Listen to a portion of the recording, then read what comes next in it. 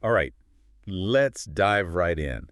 Today, we are going to be talking about snow cones for everyone. Ooh, sounds fun. Yeah, it's a cute little children's story, and it's all about using your imagination.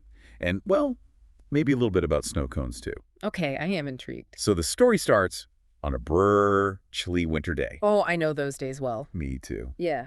And in this story, we meet Max and Sophie. They're siblings, and they miss summertime. Oh. I know, right? They miss playing outside, and most of all, they miss those yummy, icy snow cones. Who doesn't love a good snow cone? Exactly. But these kids are pretty smart, and they get this awesome idea. Oh, tell me. Well, instead of just waiting for summer to come back around, they decide to try to make snow cones with the snow they have right outside. Oh, that's brilliant. I love that they're using what they have to get creative. Yeah, resourcefulness. Okay, so they bundle up in their warmest coats and hats and head out to gather the fluffiest, freshest snow they can find in their yard. Makes me want to go build a snowman or something. Did they at least make a snowman too? Well, the book doesn't say. Maybe we can imagine that they did. Sounds good to me. Okay, so they have their snow. What's next? Right, so now they're all excited. They come back inside with their big bowl of snow, ready to make their icy treats. But they quickly realize something's missing. They don't have that super sweet, colorful syrup that usually goes on snow cones. Oh no, that's a problem. What do they do? Well, again, these kids are pretty resourceful. They decide to use what they've got, which is juice. They find some different kinds of juice in the fridge, Hmm. grape, orange, all those good flavors. I can see where this is going. Yep, they figure, hey, juice is already sweet, and it comes in all sorts of colors, kind of like snow cone syrup. Not a bad idea. Did it work? Well, they give it a try, mixing the juice with the snow. They're so excited to finally taste their wintry creations, but, their first batch of snow cones, Yeah. way too sour. Juice on its own can be pretty tart. Exactly. But Sophie, she's a clever one, remembers that sometimes when they have juice, their parents add a little bit of sugar to it to make it taste less sour, sweeter. Oh, smart, like a little kitchen hack. Yeah, so they grab a spoonful of sugar and sprinkle it into their snow cone mix. Fingers crossed this time, huh? Me too. And wouldn't you know it, they take a bite and boom, the snow cones are perfect. Just the right amount of sweetness. Yay! Success. I know, right? It's like they did a little science experiment in their kitchen and figured out the perfect recipe. I love that they didn't give up after the first try. That's a great lesson for everyone listening. Totally. And you know what? They don't stop there. They get even more creative. Oh, I like where this is going. Oh, yeah.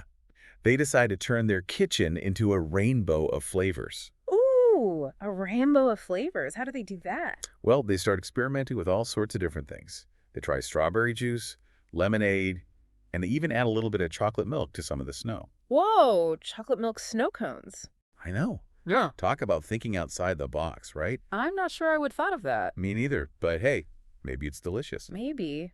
And there's actually a little science lesson hidden in this story, too. What's that? Well, remember how they used the snow from their yard to make the snow cones? Yep. Well, at one point, Sophie explains to Max that it's okay to eat fresh, clean snow, as long as it's from a safe spot. Interesting. Why is that? Because snow is basically just frozen water. Oh, I see. So if the water's clean, then the snow should be okay too. Exactly. Though, of course, Max, being Max, he jokes about making sure to avoid any snow where their dog might have, done his business. Ah, good advice. Probably a good idea to stick to the fresh, untouched snow. Agreed. But anyway, back to the story. Max and Sophie, they've got their amazing snow cones. What do they do next? Okay, so they have this mountain of colorful, delicious-looking snow cones. And instead of just keeping them all for themselves, you know what they decide to do. Let me guess. They share them. Yes, you got it. They are the nicest kids ever. They decide to share their snow cones with everyone in their neighborhood. I love that. Yeah, and they even set up this little snow cone stand right in their front yard. That's adorable. What a great way to spread a little joy on a cold winter day. Absolutely. It's like they took a simple idea, using snow to make snow cones, and turned it into this fun event for their whole community. I think that's one of the best parts of the story, how Max and Sophie turn an ordinary day into something really special, just by being creative and thinking of others. It really is heartwarming, isn't it? It's like, even though it's winter, they still found a way to have a little bit of summer fun, and they even got to share it with everyone.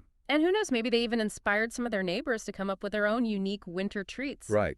So next time it snows where you are, maybe you'll remember Max and Sophie and try your own winter experiment in the kitchen. What kind of flavors would you try? A blueberry snow cone, maybe? Or what about a peanut butter and jelly snow cone? Now, that is an interesting idea. I know, right? It could be the next big thing. You never know. Well, that's all the time we have for today. We hope you enjoyed this deep dive into snow cones for everyone. And remember, a little bit of creativity can go a long way. See you next time.